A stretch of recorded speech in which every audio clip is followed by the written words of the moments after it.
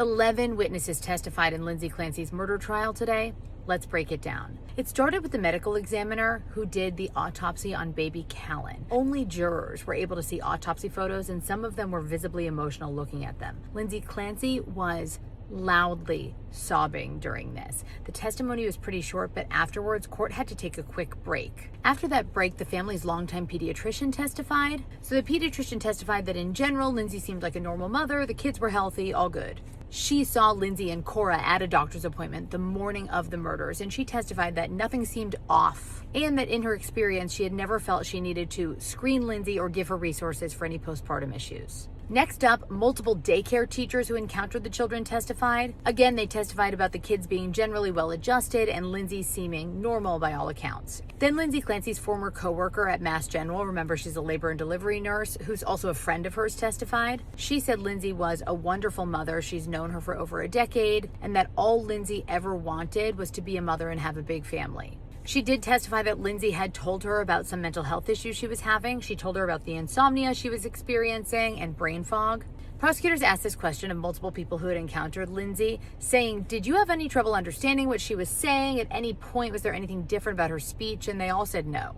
Another mom friend in Duxbury who Lindsay had confided in testified, also saying she didn't know anything about suicidal or homicidal thoughts. Mostly she was just aware of the insomnia issue, but she testified that Lindsay loved her kids. Then Lindsay's longtime childhood friend of 29 years, testified. She talked about the relationship over the years, but then she also testified about visiting Lindsay in March of 2023 at Spalding Rehab. So this is nearly 2 months after the children were killed. She says they made small talk, they played Uno, and it was a pretty basic visit. The prosecutor asked at any point, did Lindsay break down in tears or talk to you about the deaths of her children? And she said no. Then on cross-examination, she told the defense attorney that she had been warned by Lindsay's sister not to bring up what had happened.